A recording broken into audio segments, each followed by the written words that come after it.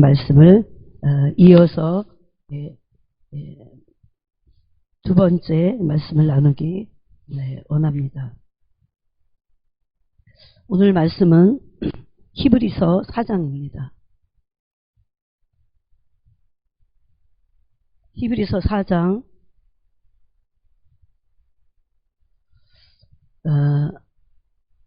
12절부터 13절까지 같이 한 목소리로 읽겠습니다.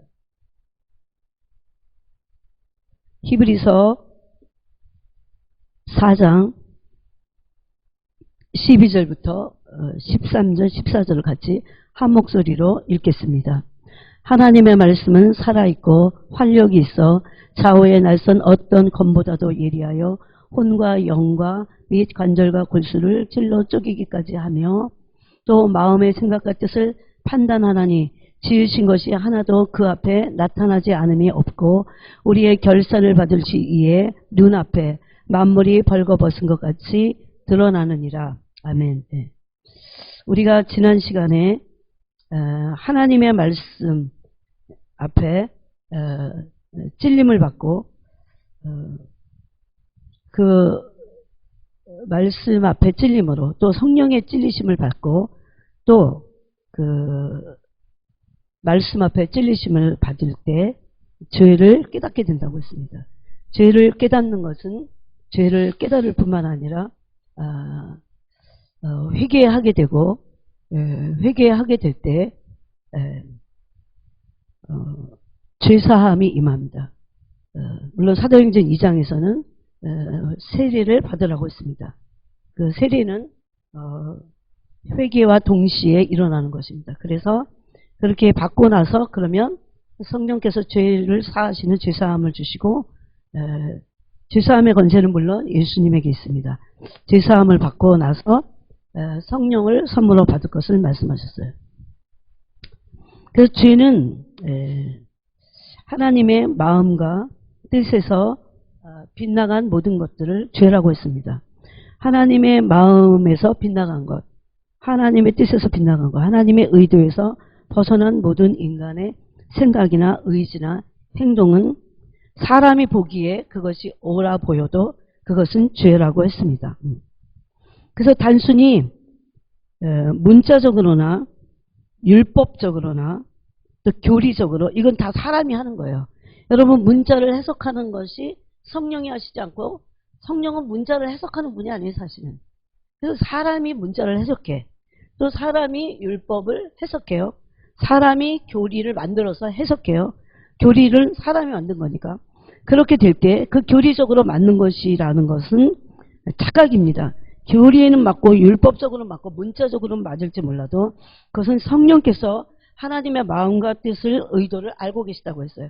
그래서 하나님의 깊은 것을 알고 계시는 성령께서 우리 영 안에서 탄식하신다고 했습니다. 그럴 때 성령이 알려주셔야 죄를 깨닫게 된다는 겁니다. 그래서 율법적으로 아는 것은 하나님의 뜻을 아는 게 아니라 착각하는 겁니다. 교리적으로 아는 것도 착각하는 겁니다. 얼마든지 그럴 수 있다는 겁니다. 이 말은 교리나 율법 자체가 불필요한 것을 말하는 게 아니에요. 근데 이것을 이 율법을 이 기록된 하나님의 말씀인 문자를 해석해 주시는 분이 성령이셔야 되는데 성령이 해석하실 때 우리가 죄를 깨닫게 된다는 그런 말씀을 어제 나눴습니다. 그래서 죄를 알게 되는 것은 죄를 깨닫는 것은 구원의 시작입니다. 근데 이 죄를 깨달을 수 있는 것은 성령께서 우리에게 깨닫게 해 주셔야 알 수 있다고 했습니다.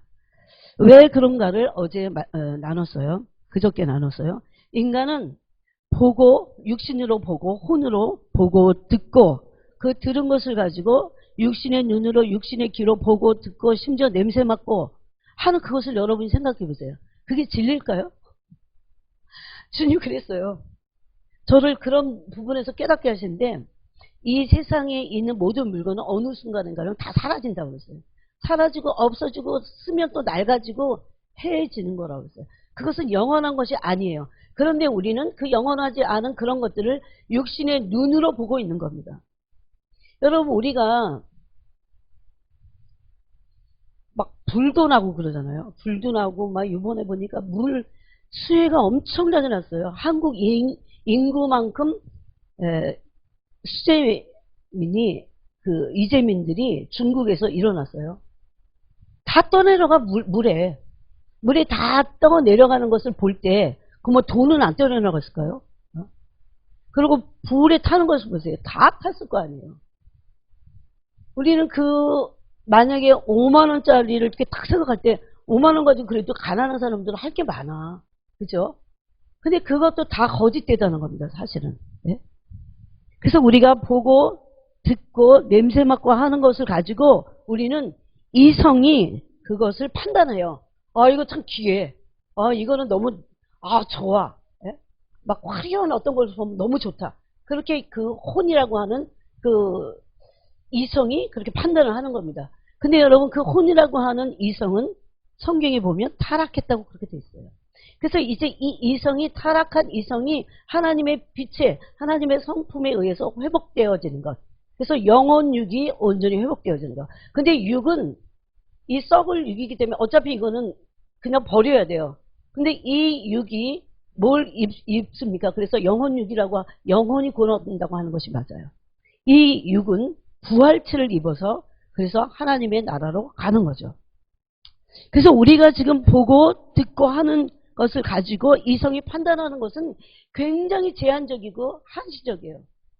남자들이 자매의 얼굴을 보고 이쁘다 그렇게 하는 것도 그거는 그 사람의 내면보다는 겉을 보고 그러는 거예요. 그죠? 겉에 보고 듣는 것을 가지고 그 이성이 판단해 갖고 빠지거나 말거나 하는 겁니다. 겉을 딱 보고 못생겼네? 그건 얼마나 그게 죄인지 몰라요. 그래서 그런 걸 가지고 보고 듣고 하는 것을 가지고 이성이 판단해서 그것이 마치 참인 양 아니면 거짓인 양 이렇게 판단하는 것들은 그것은 하나님의 나라와는 완전히 무관한 영의 세계와는 무관한 것들이라는 겁니다. 그래서 우리는 이런 훈련을 많이 해야 돼요. 보고 듣는 것을 조심해야 돼요. 보는 것이 다라고 절대 생각해서는 안 돼요. 물론 보고 듣는 기능을 우리에게 주셔서 감사해요. 눈이 멀면 장님이라 얼마나 답답하겠어요. 그렇지만 그럼에도 불구하고 보는 것과 듣는 것은 절대적이 아니라는 겁니다.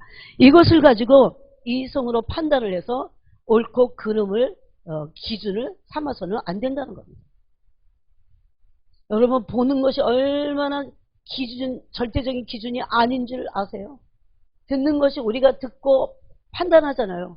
듣는 것들이 얼마나 듣는 것에 따라서 보는 것에 따라서 판단하잖아요. 이런 것들은 언젠가는 다 밝혀지게 돼 있고 이것은 거짓된 것이 많이 있다는 겁니다. 그래서 오늘 말씀에도 지으신 것이 하나도 그 앞에 나타나지 않음이 없고 우리의 결산을 받으실 이의 눈앞에 만물이 벌거벗은 것 같이 드러난다. 이런 말씀을 하셨어요. 그래서 우리는 영의 눈으로 또 마음의 심령의 눈으로 보는 것을 훈련해야 합니다. 이것은 훈련으로도 어느 정도는 가능합니다. 물론 성령이 그 눈을 열게 해주셔야 됩니다. 그래서 에베소서 1장 18절에는 마음의 눈을 밝히사 부르심의 소망이 무엇이며 성도의 기업의 영광의 풍성이 무엇인지 또 부활의 능력이 무엇인지를 알게 되기를 원한다 그랬어요. 그러면 마음의 눈이 밝혀지지 않고 육신이 여러분 마음의 눈이 밝혀지지 않은 사람을 영적인 장님이라고 예수님 그러셨잖아요. 네? 마태복음 23장에 보니까 이 소경들아 이 맹인들아 종교의 지도자들을 향해서 그 맹인들인 너희가 아무것도 알지 못하는 눈먼 맹인들이 진리에 의해서는 눈먼 맹인들이 맹인을 인도하면 둘 다 지옥 구덩이에 빠질 거다. 그 구덩이는 지옥 구덩이를 말합니다. 그래서 정말 영생의 시작이 뭔지 아세요? 구원이 뭔지 아세요, 여러분? 죄를 깨닫는 것부터 시작해야 합니다. 이것은 너무너무 중요해요. 근데 이 죄를 깨닫는 것이 안타깝게도 우리 인간이 스스로는 이성으로는 깨달을 수 없다는 겁니다. 어느 정도 이성은 여러분 거듭난 사람의 이성도 아직까지도 어느 정도는 어두워요. 뭐에 비하면? 하나님의 영광의 형상에 비하면 하나님의 영광에서 나오는 성품에 비하면 우리의 이성은 거듭났다 해도 거듭난 사람의 이성도 아직까지도 어둡습니다. 어느 정도. 네. 사실 많이 어두울 겁니다. 그래서 그리스도의 형상이 그 성품을 닮아가게 될 때 우리의 혼의 이성의 부분도 온전해지는 겁니다. 그래서 그거밖에 없어요. 하나님의 말씀으로 우리 영혼이 혼이 구원받는 거. 우리 혼이 온전하게 돼. 즉 그 하나님의 성품의 형상을 닮아가는 거. 그것밖에는 우리가 온전해질 수 없다는 겁니다. 그럼 우리는 지금 우리의 타락한 이성이 온전해지는 그 과정을 가고 있습니다. 지금. 그때 우리가 성령으로 말미암아 우리 안에 내면에 숨겨진 이성과 지각 안에 숨겨진 이런 죄를 어두움의 흑암의 정체를 깨달아야 되고 깊이 회개하고 돌이켜야 된다는 겁니다. 이것을 적극적으로 하시는 분은 성령님이십니다. 사람들은 성령하면 은사를 생각한다고 그랬어요. 또 성령하면 뭘 이렇게 도와주시는 분으로 생각해요. 그렇지만 성령님은 실제적으로 우리의 영혼이 이성이 온전해져서 빛 가운데 거하고 말씀으로 진리로 새로워져서 하나님의 진리의 존재가 되기를 도와주시는 분입니다. 그런데 여기에 중요한 게 있어요. 원해야 됩니다. 원해야 돼요. 그래서 어떤 사람들은 간절히 원했어요. 생명보다 더 원했어요. 자기의 육신의 생명을 유지하는 것보다 더 원했어요. 그러니까 그 사람들이 성인이 되는 거예요. 왜? 그리스도의 그 진리의 형상을 원했어요. 원하니까 원함과 함께 또 뭐가 필요해요? 믿음이 필요해요. 간절히 울어도 못하네 그러잖아요. 믿으면 하겠네 그러잖아요. 그 찬양이 참 놀라워요. 울어도 못하고 애써도 못해요. 단순히 그거는 애쓰지 마라, 울지 마라 그런 얘기가 아니에요. 사람들 들을 기가 없어. 믿지 않고 애쓰는 거, 믿지 않고 우는 거, 믿지 않고 울어봤자야. 믿지는 않으면서 애통해. 그럴 수는 없어요. 그거는 진정한 믿음이 아니에요. 진정으로 믿고 원하는 겁니다. 그렇게 되는 것을, 그렇게 그리스도의 형상을 옷 입는 것을 간절히 원하는 거예요. 근데 믿는 거예요. 이건 참 놀라워요. 그래서 믿지 않는 자들은 울지만 되지 않아요. 왜? 믿지 않았기 때문에.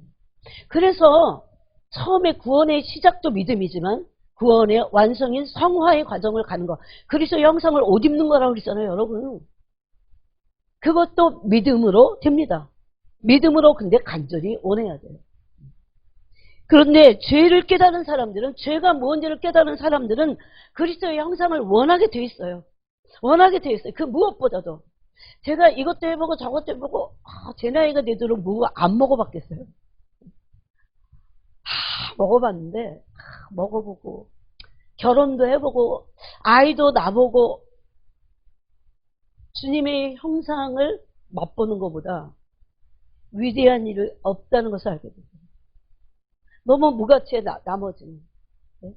그 주님의 형상을 배제하고 주님 안에 있지 않으면서의 그 무슨 결혼, 사업, 무슨 학업 다 부질없어 정말. 정말 부질없어요. 썩어질 영광이라고 그래서 제 얘기 같으세요? 성경에는 그래서 썩어질 영광이다 그랬어요. 심지어. 그 영광을 사람들은 찾아다닌다는 거예요. 그게 행복인 줄 알고. 결코 행복할 수 없습니다. 그거는 허상이야. 하나님 안에과 그리스도의 형상을 담는 그 일에, 주님을 맛보는 그 일에, 그분을 그래서 맛보고 나서 더 원하게 돼 있어요. 여러분 뭔가를 진짜 맛을 보잖아요. 제가 영국에 있을 때 그랬어요. 몸이 아프니까 세상에 어렸을 때 먹던 그거 옛날에 우리 엄마가 그랬어요. 알타리라고 해서 알타리 뭐가 있어. 몸이 아프니까 남의 나라에서 그거를 하나만 딱 먹으면 날 것 같아 막. 내 몸에 각인이 됐던 거야. 그걸 원하는 거야 내 몸이. 그렇듯이 우리가 너무 많은 육신의 일에 속고 있습니다. 그래서 우리는 간절히 원하는 것, 원할 때, 또 믿음과 함께 믿음으로 그것을 간절히 원할 때 이 일을 성령이 이루시고 그것을 맛본 사람들은 찾게 돼 있어요. 그래서 마귀가 진짜는 다 가려놨어. 우리가 하나님의 그 영광을 대면했고 맛보고 그래서 그것을 또 원하고 또 원하고 또 원할까 봐. 그것을 계속해서 원해서 우리가 영광스러운 존재가 돼갖고 하나님의 아들이 돼서 하나님의 아버지의 영광스러운 나라라고 했거든요. 히브리서 2장에. 그 영광스러운 나라를 우리가 아들이 돼서 어떻게 아들이면 상속받아. 그 상속이 우리 안에 일어날까봐 마귀가 철저하게 가리고 있어요. 뭘 가지고? 세상 영광을 가지고. 이걸 알아들을 수 있는 귀가 있어야 돼요.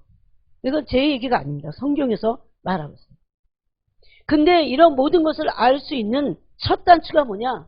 내 안에 있는 그 흑암의 근거, 흑암의 본성이 죄라는 겁니다. 그래서 그 죄를 성령이 깨닫게 해 주셔야 된다는 겁니다. 그래서 이런 말씀을 통해서 내 안에 흑암과 어둠의 실체인 죄를 깨닫기를 간절히 원해요. 간절히 원할 때 성령이 우리 안을 비춰주신다니까요, 여러분. 근데 그때 의를 대면하게 될 때 죄도 깨닫지만 의도 깨달아 동시에. 왜? 성령이 깨닫게 하실 때는 의의 빛이 비친 거니까. 여러분, 죄를 깨닫는 것은 의가 온 거라고 그랬죠. 죄를 깨달을 때는 하나님 안에 있는 의의 빛이 온 거. 이런 빛이 아니야. 밖에 있는 그 빛이 아니에요. 그래서 의의 태양 되신다 그래요. 의를 빛이라고도 말했어요, 성경은.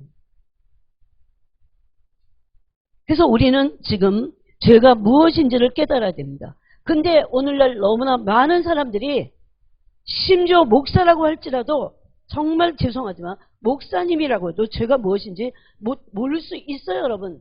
목사님이라고 하나님이 그냥 알아서 다 주시는 게 아니야. 간절히 원해야 돼요. 여러분, 엄연히 죄를 져놓고도 그게 죄인지 깨달음이 없는 그런 사역자들이 얼마나 많은데, 그러니까 교회 돈을 함부로 쓰고 또 그 탐욕에 눈이 어두워갖고 하나님의 영광을 가로채잖아요. 죽으려면 무슨 짓을 못합니까? 왜 그래요? 하나님의 영광 안에는 그 빛을 비춰본 적이 한 번도 없어. 그래야 죄가 뭔지를 안다니까요. 그래야 의가 뭔지 알아요. 나는 이 하나의 죄로 말면 난 지옥불에 던져지겠구나. 근데 제가 금요일날 나눴죠. 지옥불은 어딥니까? 요한계시록 21장에 보니까 유황이 타는데 불이야. 유황이 막 타는데 불이 붙어서 타는데 그게 요만큼 타는 게 아니야. 요만한 무슨 화로 안에 타는 게 아니에요. 그게 불못이야. 네? 유황이 불이 돼서 타는데 불못이에요, 여러분. 그걸 한번 상상을 한번 해보세요. 얼마나 무서운가.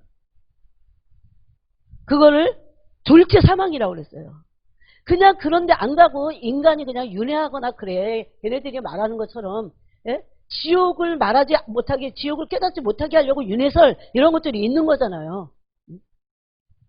사람이 그냥 한번 죽으면 끝이에요. 유물론 다 그런 거잖아요. 인간이 그냥 흙으로 돌아가니까 그냥 물질이에요. 물론 육체는 그렇게 되어 썩어서, 그렇지만 영혼은 영원히 영원한 불못에, 둘째 사망인 불못에 던져진다는 겁니다. 첫째 사망은 육신이 죽는 거고, 둘째 사망은 불과 유황이 타는, 영원히 타는 불못에 던져진다는 거예요. 이거 죄를 깨닫지 않으면 이게 안 믿어져요. 희한하게. 그래서 빛으로 비춰달라고 자기 영혼이지 누구한테 탓을 하겠어요? 성경에 다 기록되어 있는데 누구 탓을 하겠어요, 여러분? 죄를 깨닫는 것은 너무나 중요합니다.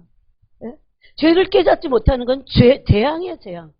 머리로 이건 죄야, 저건 죄야, 음란은 죄야, 간음하면 죄야, 이렇게 깨닫는 거 말고, 그런 거 말고. 그걸 바로 문자적인 깨달음이라고 해요. 문자적으로 알고 그거는 율법적으로 지식적으로 아는 거죠.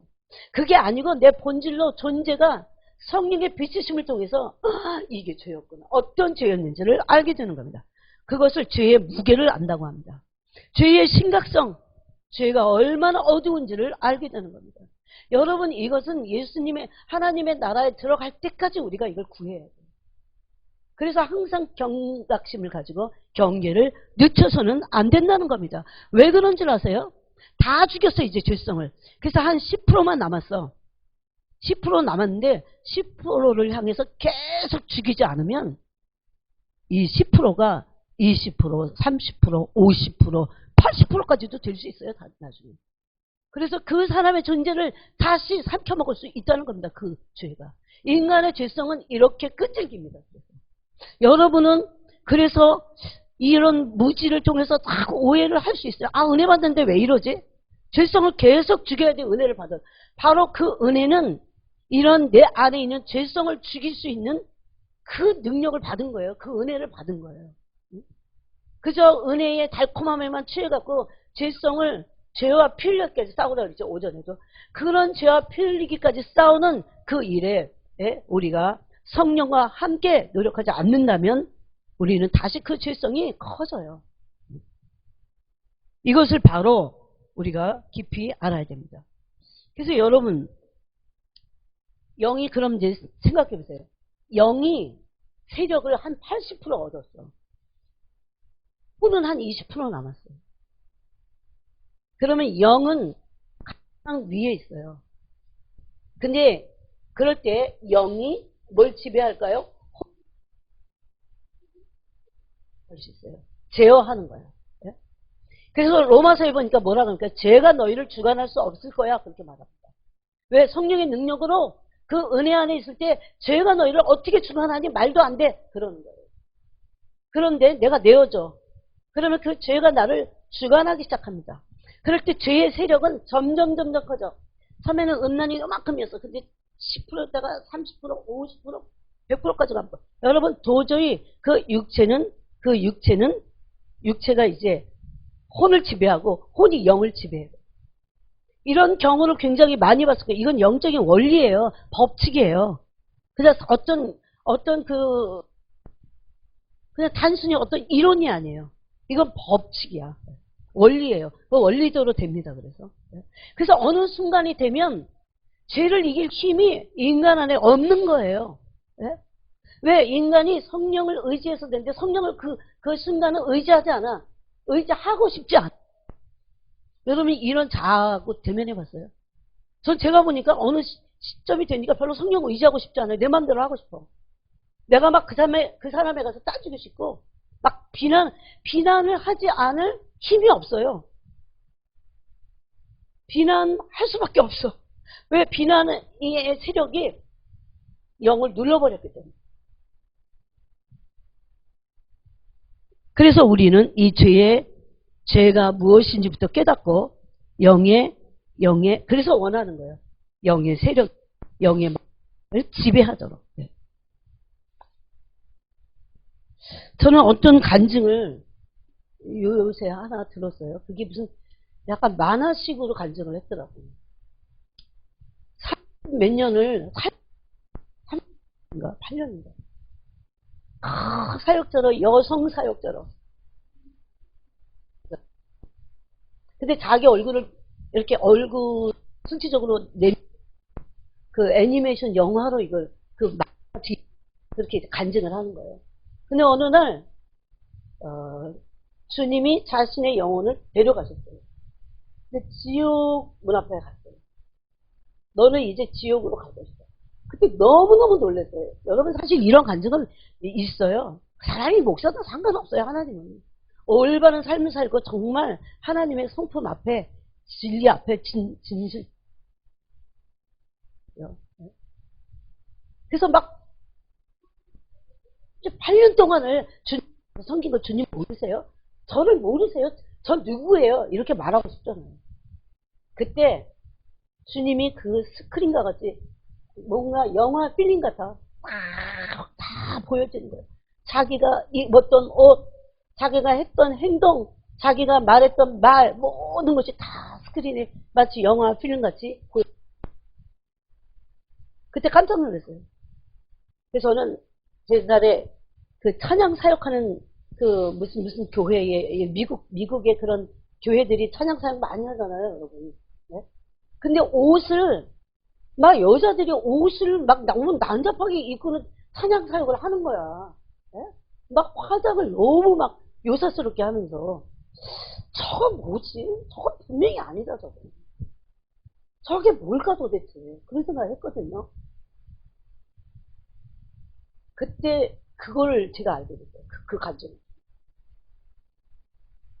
너가 이런 옷을 입고 이건 세상의 유행이고 세상의 악한 것들이야.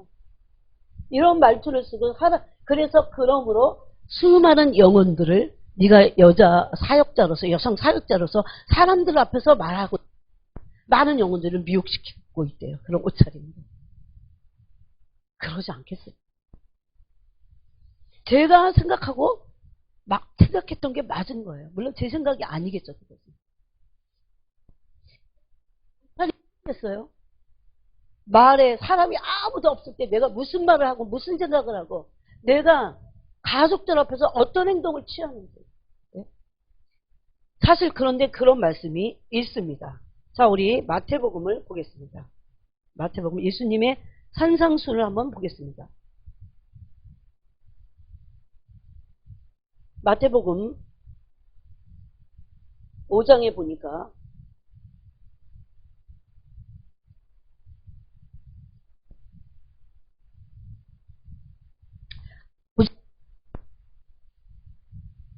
21절을 보세요. 굉장히 중요한 말씀들 절대 그냥 지나가면 안 돼요. 안 읽고 나서 내가 몰라 할 수는 없잖아요. 내 영혼이잖아요. 예수님이 이런 말씀하셨어요. 옛사람에게 살인하지 말라. 누구든지 살인하면 심판을 받게 되리라. 이것은 구약에서 율법이 말하는 겁니다. 그렇죠. 그래서 예수님이 이렇게 말하셨어요.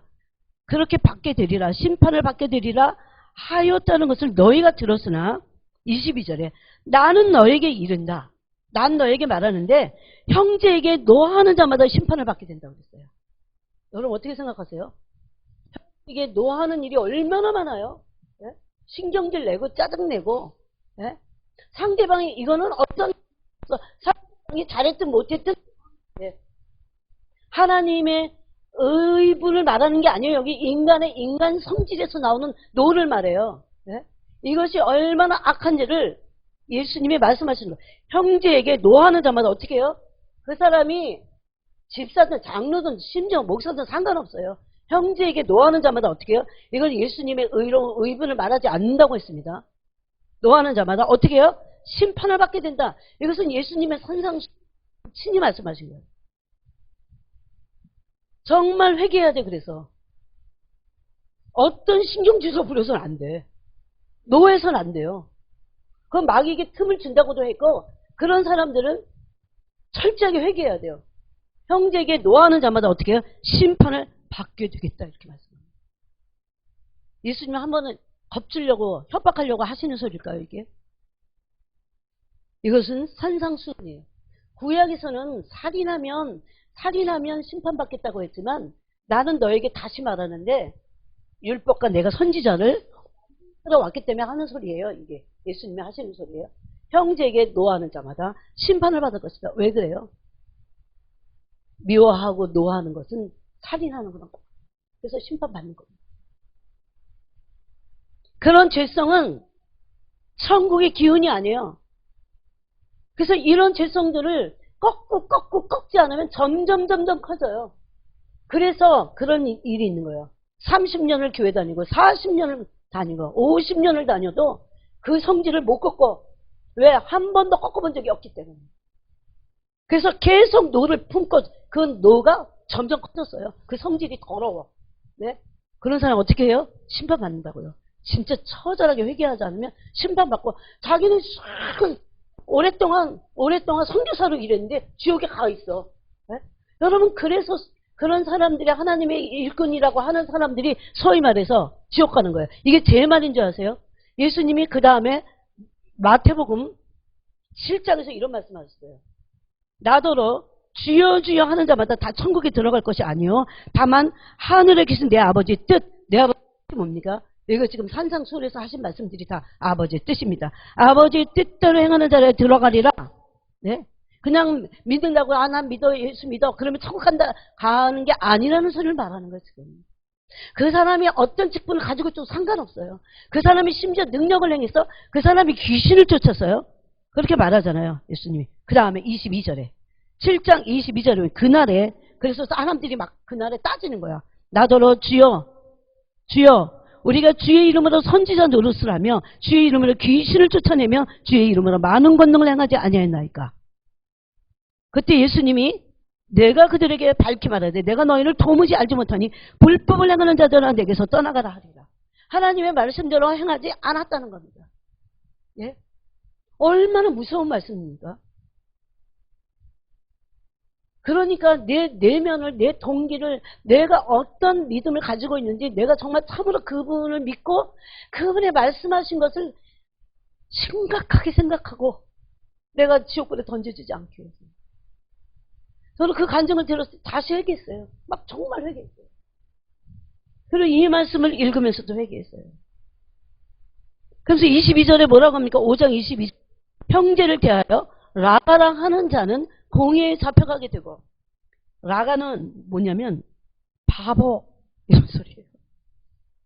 아우 저 바보 같다. 이런 소리 많이 하잖아요. 어? 제가 그렇게 저는 말 안 했을까요? 제 애들한테 가끔씩 아우 지금 바보같이 왜 그래? 다 회개했어요. 아, 라가라 하는 자는 공의에 잡혀가게 된다고요. 공의가 뭔 줄 아세요, 여러분? 최고 의회에 넘겨질 것이다 그랬습니다. 그 어떤 그 심판의 어떤 그것 다 인정하셨습니다. 뭐 하나 했다고? 바보 같다는 소리 했다고. 바보가 욕이니까.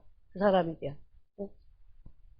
이거를 너무 문자적 이거는 율법 그렇게 하지 마시고 한번 본질적으로 생각을 해보세요. 하나님의 형상 사람들에게 그렇게 한 것을. 지금이라도 우리는 철저하게 회개해야 됩니다. 제가 지금 죄가 어느 정도인지를 말씀드리는 거예요. 또 뭐라고 합니까?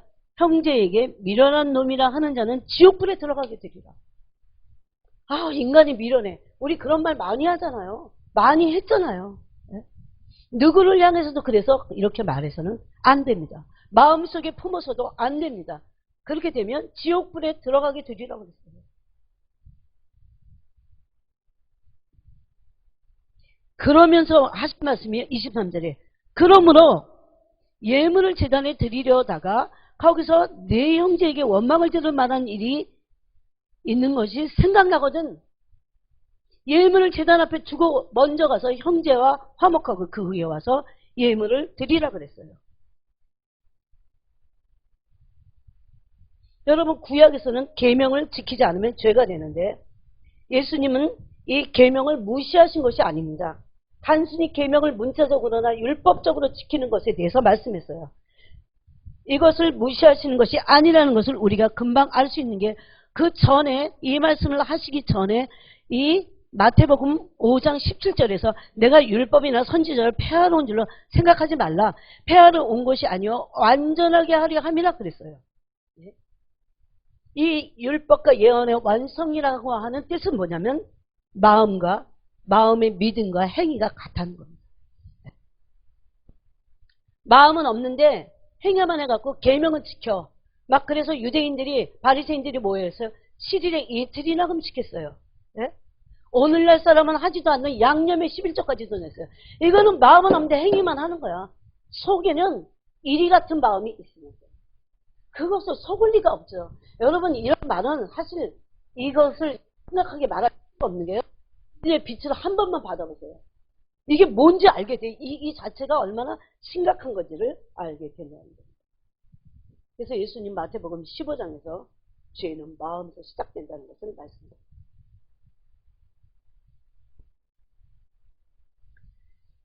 그래서 성령을 통해서 죄가 무엇인지를 깊이 깨달아야 돼요. 빛으로 깨닫게 해주셔서 성령으로부터 죄를 무엇인지 배워야 돼요. 마지막 때는 특별히 더 사탄은 다른 거 가지고 장난치지 않습니다. 우리 안에는 죄를 가지고 장난쳐갖고 속여서 사탄의 속임수에 빠져서 마지막 때에 우리가 온전한 신부로서의 구원을 완성하지 못하도록 한다는 겁니다. 이렇게 죄를 성령으로부터 깨닫지 못할 때 죄의 무게나 죄의 심각성이나 이것을 알 수 없어요. 그래서 계속 동일한 죄들을 벗어날 수 없어요. 그렇다고 안다고 해서 또 이게 인간이 그냥 인간의 머리로 나 왜 이러지 내가 이렇게 또 오늘 또 이랬네 넘어졌네 이래갖고 죄를 끊어내냐 못하잖아요 여러분. 그래서 이해할 수 있어요 우리가. 그 사람이 어떤 직분을 가졌든지 간에 성령으로부터 죄를 깨달아야 돼요. 성령 그 사람의 영혼의 심령 안의 동기에 비춰져야 된다는 겁니다. 여러분 이 부분에 대해서는 지난 시간의 설교를 꼭 들어보시기 바랍니다.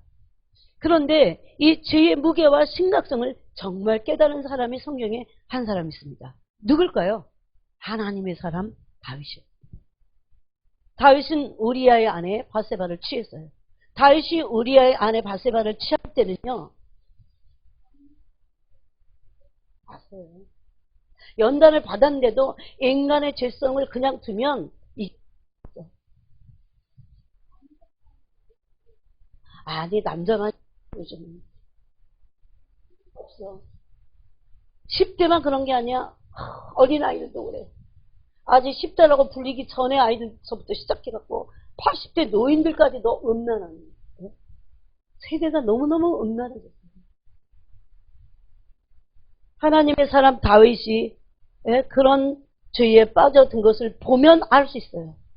다윗이 광야 생활을 할 때는 철저히 자기를 몸을 쳐서 복종시키는 그런 일을 했겠죠. 그런데 편안해지고 광야가 아닌 시간대로 들어갈 때 하나님의 사람인 다윗조차도 범죄했습니다. 그럴 때 다윗은 시편 32편 3절에서 이렇게 말합니다. 우리 시편을 한번 보겠습니다. 내가 입을 열지 아니할 때에 종일 신음함으로 내 뼈가 쇠하였도다. 네. 이건 뭡니까? 다윗이 죄를 짓고 나서 하나님께 옛날 성경에는 토설하지 않았다 이렇게 말하고 있어요. 내가 입을 열지 않았다는 것을 토설하지 않았다. 즉 뭐를 토설하지 않은 걸까요? 죄를 하나님 앞에 토설하지 않은 겁니다. 그럴 때에 어떻게 해요? 종일 신음했다 이렇게 되어 있어요. 내 뼈가 쇠하였도다. 그래서 이것이 이제 죄로 깨달아질 때에 4절에 보니까 이 죄의 무게를 안다. 죄가 얼마나 심각한지를 4절에서 주의 손이 주야로 나를 누르시오니 내 진액이 빠져서 내 몸에 있는 진액이 빠져서 하나님이 얼마나 내 영혼을 누르시는지 짓누르시는지 죄가 얼마나 무섭다는 것을 깨닫게 하신 거예요. 여름 가뭄에 마름같이 되었다 이렇게 말합니다. 육체가 다 쇠해진 거예요. 여러분 오늘날 현대 교인들은 죄를 이렇게 심각하게 깨닫는 그 일에 매진하지도 않을 뿐만 아니라 그런 세계가 있는지도 잘 몰라요.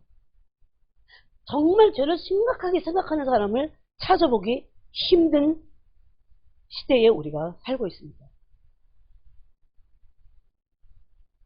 그러면서 이제 죄를 깨닫고 나서 5절에 보니까 내가 이르기를 내 허물을 여호와께 자복하리라 하고 여러분 죄를 깨닫는 죄의 무게와 죄의 심각성과 죄의 그 무서움 이것을 깨닫기 전에는 진정한 회개란 있을 수 없다고 했습니다. 회개할 수 없어요. 여러분 문제는 회개할 수 없는 것에 그치지 않아요. 회개할 수 없는데 어떻게 영생을 얻어요? 회개할 수 없는데 어떻게 구원을 얻어요? 그러므로 성령으로부터 죄를 깨닫게 하는 것을 시작해서 구원이 시작되는 겁니다. 죄를 진정으로 깨닫는 것 없이 진짜 회개는 일어나지 않아요. 쏘리 그건 회개가 아니에요. 쏘리하고 또 하고 쏘리하고 또 하고 나중에는 소리도 안 해. 그리고 죄책감에 눌리기 싫어서 다른 복음을 듣잖아요.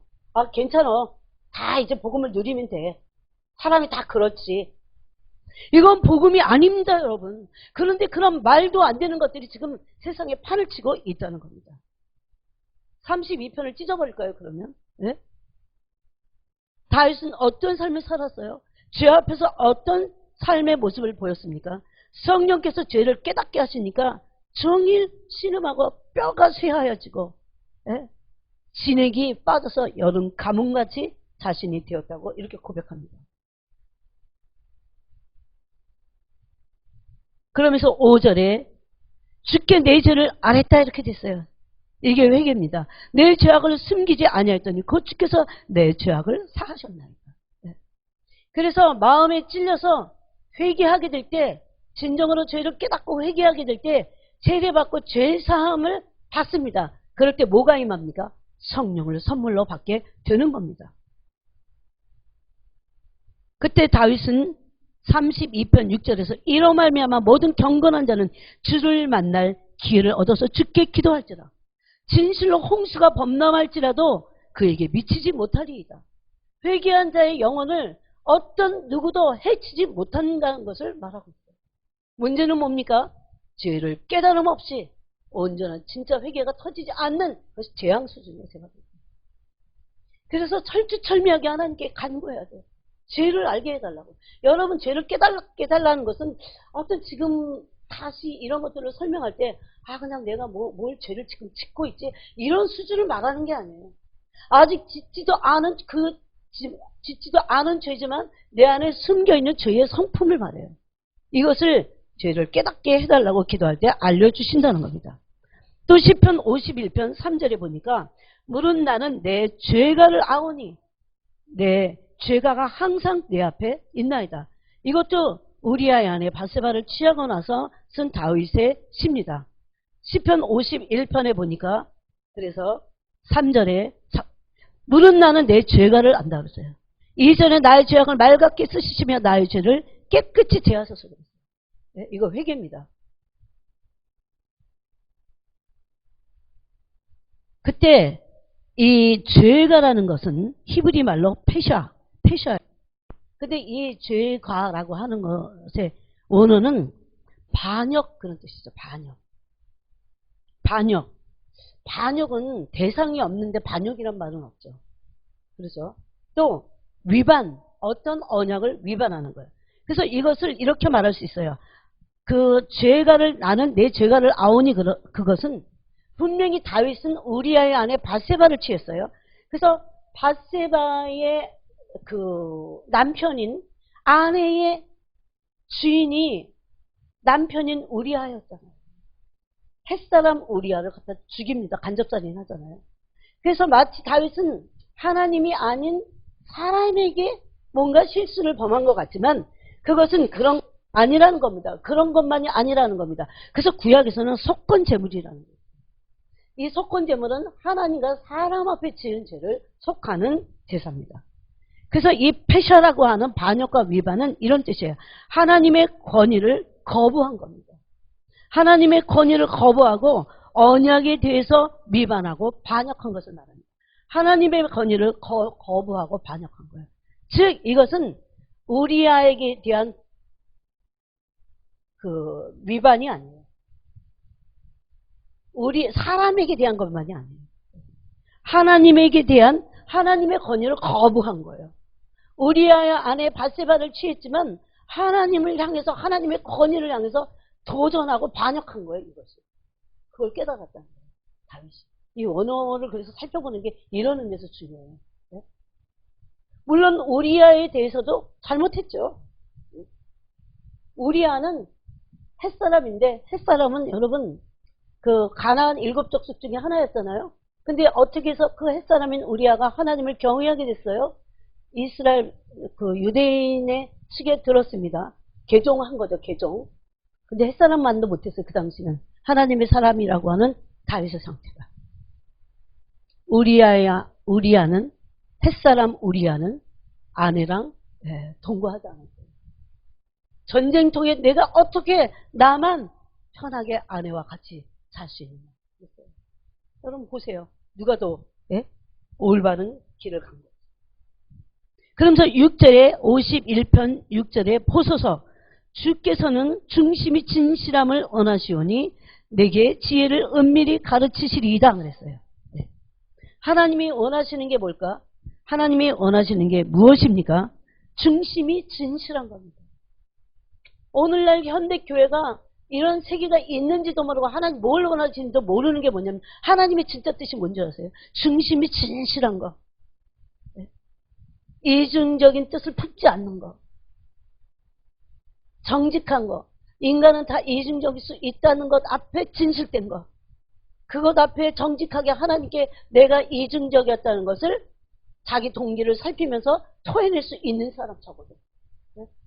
하나님은 아무나 그렇게 흑암 덩어리들을 데려다가 구원시키지 않는 분이세요. 그럴 수 없어요. 하나님의 나라는 무슨 개나 소나 다 가는 나라가 아니라는 겁니다.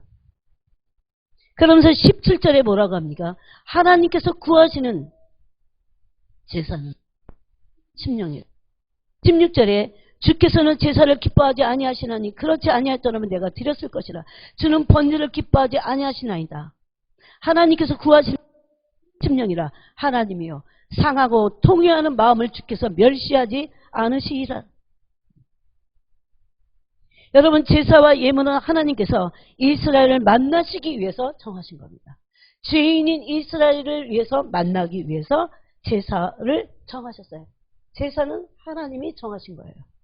그래서 예물도 다 제단을 어떻게 만들고 예물은 무엇을 드리고 일일이 하나님이 제정하신 겁니다. 또 제사는 예물은 이스라엘이 하나님을 잊지 않고 기억하도록 하나님이 명령하시고 정하신 것입니다. 그럼에도 불구하고 다윗은 뭐라고 합니까? 하나님이 만약에 지금 번제를 번제를 드렸을 거야. 마음은 없는데 죄를 회개함 없이 죄가 뭔지도 모르면서, 즉 죄가 뭔지 모르면 뭐 한다는 거예요? 패샤, 하나님께 대한 반역이야. 어떤 사람들은 하나님을 아예 모르기 때문에 일상생활에 왔다 갔다 하고 맨날, 그래서 노아 시대가 그랬어요. 항상 사람들이 생각하고 계획하는 것이 항상 악하다 그랬어요. 여러분 생각해 보세요. 그런 말씀을. 그래서 어떤 사람들은 하나님과 상관없이 일상생활이 오고 가는 모든 생각에서 나온, 계획에서 나온 모든 일상의 행동들이 뭐예요? 다 악해요. 왜? 하나님을 반역하고 있다는 거죠.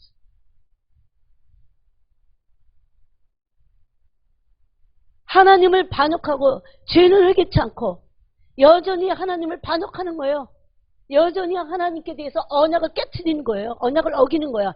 그러면서 제사 드려, 번제를 갖다 드리고 태워서 드리고 안 받으시겠다는 거죠. 여러분 어려운 말이 아닙니다. 어떤 사람이, 어떤 여자가 남편을 사랑하진 않으면서 남편의 돈만 뜯어가. 그런 관계를 남편은 정말 원하지 않을 겁니다. 사람도 하물며 그런데. 물론 사람들은 너무 타락해 갖고요. 그래 마음 없어도 돼 이제. 이런 세대가 됐어요 지금. 그렇지만 하나님은 그러실 리가 없습니다. 즉 죄에 대한 통해 없는 제사는, 예물은 하나님께는 아무런 의미가 없고 오히려 하나님을 화가 나게 하신다는 거예요. 이것으로 우리는 하나님이 어떤 분이신지를 알 수 있을까요? 하나님은 죄를 진실로 깨닫고 죄에게서 돌이키고 죄를 끊어버리는 것을 기뻐하시는 하나님이십니다. 의의 존재가, 그러므로 우리가 의의 존재가 되는 것을 하나님이 기뻐하십니다. 바로 그런 하나님이심을 우리가 깨달아야 되는 겁니다.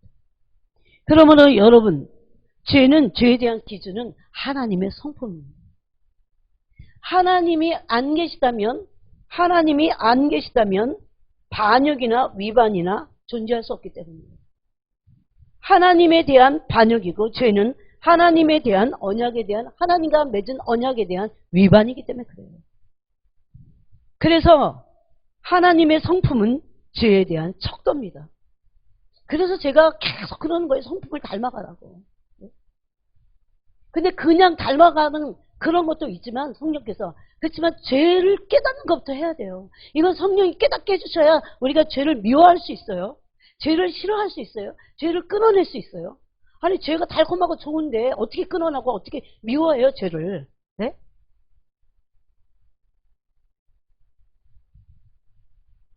죄에 대한 이런 본질적인 접근이 필요합니다. 단순히 하지 말아야 될 것을 안 하고 해야 될 것을 하는 그런 차원만이 아니라는 겁니다. 하나님의 마음을 살펴야 된다는 겁니다. 그 다음에 크게 두 번째는 죄가 무엇인지를 영으로 깨닫게 될 때 자꾸 선악을 분별해요. 여러분 이 말씀이 히브리서 5장에 있습니다. 선악을 분별함으로 어떻게 돼요? 지각을 사용함으로 선악을 분별한다고 되어 있죠. 선악을 분별한다는 건 도덕적인 어떤 선악의 기준을 말하지 않아요. 아까 그랬죠. 죄는 하나님의 뜻과 마음과 하나님의 의도에서 벗어난 모든 것이 죄입니다. 그런데 하나님의 뜻이 너 이거야. 근데 지금 네가 뜻하는 것은 죄야. 잘못됐어. 라는 것을 알려주신다는 거죠. 네? 그래서 성령과 이렇게 동행하는 사람들이 얼마나 될까요? 그렇게 선악을 분별하게 됩니다. 아, 죄인지 아닌지를 안다 그 소리예요. 네? 그러기 위해서는 성령이 깨닫게 하시는 것뿐만 아니고, 첫 번째는 성령이 깨닫게 해주셔야 돼요. 내가 죄를 깨닫는다고 그랬어요. 두 번째는 하나님의 기록된 말씀을 가지고 성령 안에서, 물론 이것도 성령 안에서 말씀으로 지각을 사용해야 돼요. 깊이 묵상하는 거예요. 동기를 살피고. 이때 두 가지를 해야 돼요. 동기를 살피는 것과 묵상하는 거예요. 그러기 계속해서 묵상하고 동기를 5겹까지 살피라고 그랬죠. 그렇게 자꾸 훈련을 하다 보면 이제 말씀을 묵상할 때 내 동기가 다 드러나. 이게 이제 열려갖고. 예? 어떤 사람들 보면 아닌데 자꾸 길하고 빡빡 우겨. 남도 그 사람의 동기를 다 금방 알 수 있는 거예요. 그렇게 될 때 자꾸 지각을 사용함으로 말씀을 통해서 지각을 사용하면 연단을 받아요. 그러면 죄를 진짜 알게 돼요. 점점 하나님의 의가 무엇인지 죄가 무엇인지를 알게 됩니다. 여러분, 죄의 깨달음 없이는 구원은 없어요. 예수님은 가난한 자들을 섬기기 위해서만 오신 게 아니에요. 병만 고치러 오신 게 아니에요. 그 가난하고 병든 모든 것의 근본인 죄를 없이 해주시려고 온 거예요. 마귀의 일을 멸하러 오셨다고 성경은 말씀하고 있습니다. 그러므로 예수님은 예수라고 하는 이름 안에는 저들의 자기 백성을 저들의 죄에서 구원할 자예요. 죄로부터 구원자지 어떤 가난함으로부터 구원하고 독재로부터 구원하는 것이 구원이 아니라는 겁니다. 마귀가 얼마나 속여놨습니까? 예? 그러므로 죄를 깨달음 없으니까 오늘날 구원관이 잘못되어 있어요. 믿음이 완전히 거짓 믿음이에요. 구원관이 잘못된 구원관이고 잘못된 구원의 그 생각을 가지고 있어요. 잘못된 그리스도관을 가지고 있어요. 예수님은 그저, 성령님은 그저 우리를 그냥 어려운 데서 도와주시는 그런 분으로 모든 것의 근본적인 원인을 예수님 뭐라고 하십니까? 죄다 그럽니다. 죄. 죄의 깨달음 없이 어떻게 구원을 얻으며, 죄의 깨달음 없는데 어떻게 회개하며, 죄의 깨달음 없는데 회개 없이 어떻게 영생이 그 사람에게 임하냐고요. 불가능해요, 이거는. 그러므로 그들에게는 불과 유황 불못이 펄펄 떠는 영원히 타는 불못이 둘째 사망이 기다리고 있다는 겁니다. 저는 너무나 이것을 조금이나마 경험했기 때문에 너무너무 무서워요. 여러분, 제가 그랬잖아요. 거기 가면 아무 생각도 안 해. 오로지 하나. 어떻게 하면 내가 이 자리에서, 아니 지옥으로 던져진 것도 아니에요. 지옥 문 앞에서 깨달았어요. 내가 어떻게 하면 여기서 벗어날까? 내가 어떻게 하면 벗어나지? 그 생각을 하고 있을 때 나는 벗어날 길이 없구나. 왜? 이게 신학에서도 말하잖아요. 전적 타락, 전적 무능. 인간 스스로는 죄에서 벗어날 수도 없고 죄에서 구원받을 수도 없을 뿐만 아니라 자기가 무슨 죄를 졌는지도 또 몰라. 네? 전적 무능 타락이에요. 그런데 여러분, 더 무서운 게 기다리고 있어요. 전적으로 타락했고 무능하다는 거예요. 빠져나올 힘이 없어. 쇠사슬에 묶여있어. 그때 오는 절망감 느껴보셨어요? 그 절망감이 지옥이야. 바로 그게 지옥이라는 거 알고요. 그 절망감, 여러분 절망감이라는 것을 어디까지 가보셨어요? 이제는 도저히 여기서 벗어날 길이 없고요. 그런데 그 상황이 조금 어려운 게 아니라 완전히 너무너무 무서운 상황이에요. 근데 거기서 벗어날 길이 없다고 생각해보세요. 얼마나 무서울까요? 네? 그 절망감이 무섭다는 거 알거든요. 그래서 죄를 깨닫는 그 일을 성령으로부터 우리는 알아야 돼요. 죄가 얼마나, 그냥 머리로 아는 그런 얘기 말고, 이건 죄고 이건 아니고, 이런 얘기 말고, 교리적이고 율법적이고, 문자적인 그런 해석 말고, 성령이 나의 음란에 대해서 그게 얼마나 큰 무게의 죄인지, 심각한 것인지를 깨닫게 해주셔야 된다는 겁니다. 그러므로 우리의 구원은 죄로부터 벗어나는 그 과정이 구원의 여정을 가고 있다는 겁니다. 그때 부지런히 성령을 통해서 지각을 사용함으로 연단을 받아야 돼요. 그래서 진리의 말씀으로 연단을 받게 될 때 우리의 영의 눈이 진리를 향해서 열리게 돼 있어요. 그러므로 여러분, 지금 마지막 때 성령은 이런 일들을 행하십니다. 안 그래도 마지막 때가 힘든데 이 마지막 때 진리로 우리를 연단하고 계세요. 이거는 필수야. 이거는 전공 필수야. 바꿀 수 없어. 그럼 졸업 못해. 통과 못해요. 똑같아요. 그래야 신부로 준비케 하신다는 겁니다. 여러분, 죄를 깨닫지 못하면 교회가 각자의 기준인 자기의에 빠져들게 돼요. 오늘날 다 자기의를 가지고 마치 사사시대에 자기 옳은 소견대로 이건 죄고 이건 죄가 아니야. 그렇게 생각하는 거랑 똑같습니다. 이건 잘못된 거예요. 성령이 죄를 깨닫게 해주셔야 된다는 겁니다. 자기의는 하나님을 대적입니다. 그러므로 여러분 에베소 4장 14절에 보니까 사람들은 세상의 기준, 세상 기준이 뭔지 아세요? 풍습입니다. 세상 풍습, 세상 가치관, 세상에서 오는 사상, 세상이 주는 교육 이런 것들을 가지고 비진리죠. 불이죠. 이런 걸 가지고 하나님을 대적하고 있습니다. 여러분 교육이 진리입니까? 사상이 진리예요. 사상을 진리같이 여기는 절대 가치를 두는 그런 사람들이 이런 비진리를 가지고 불의를 가지고 하나님의 진리를 막고 있다는 겁니다. 이게 로마서 1장 18절 말씀이잖아요. 어떻게 사상이 진리예요? 네? 신용복의 글이 어떻게 진리냐고요? 강단에서 말할 진리냐고요? 하나님의 말씀만 진리인 겁니다. 진리는요, 천년 만년이 지나가도 진리고 애기에게도 진리고 어른에게도 진리고 남자에게도 진리고 여자에게도 진리인 거예요. 그래서 진리의 영원성, 진리의 절대성을 말하는 겁니다. 상대적인 건 진리가 아니에요. 천년전에 진리였는데 지금은 진리가 아니야. 세대가 바뀌었습니다. 이거는 진리가 아니에요. 진리는 그럴 리가 없어요, 여러분. 동일한 겁니다. 혼전 순결은 진리야. 천년전에도 진리였다면 지금은 어느 시대인데 동성연애 시대인데 꼰대같이 그런 말을 하면 안 되지. 그건 잘못된 거예요. 그건 진리가 아니에요. 그래서 바뀌는 건 진리가 아닙니다. 진리는 변질되지 않아요. 변하지 않아요. 시대가 아무리 가도 변하지 않아요. 남자에게도 진리인 것이 여자에게도 진리라는 겁니다. 그러므로 진리는 흑동안에 7번 단련한 하나님의 입에서 나온 말씀 외에는 없습니다. 인간의 사상, 인간의 신앙, 인간이 만든 교리 어떤 것도 진리일 수가 없다는 겁니다. 이렇게 속고 있어요. 그런데 사람들. 이런 우리를 하나님이 이 마지막 때에 진리로 하나님의 말씀인 진리로 우리 영혼을 연단하신다는 겁니다. 그래서 우리는 그동안 세상의 기준인 풍습과 세상의 가치관과 세상의 사상이나 세상의 교육으로 세상 교육을 많이 받으면 받을수록 그래. 제가 보기에는 머리가 먹물 들어가 있어요.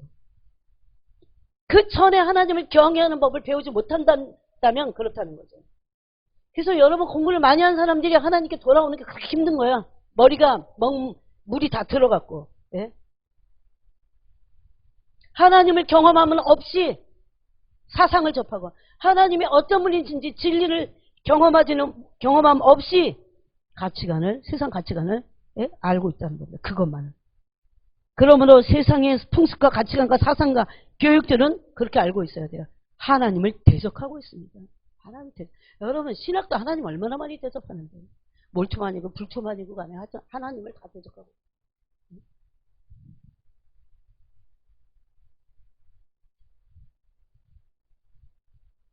그러므로 에베소 4장 14절에 보니까 사람의 속임수 죄입니까?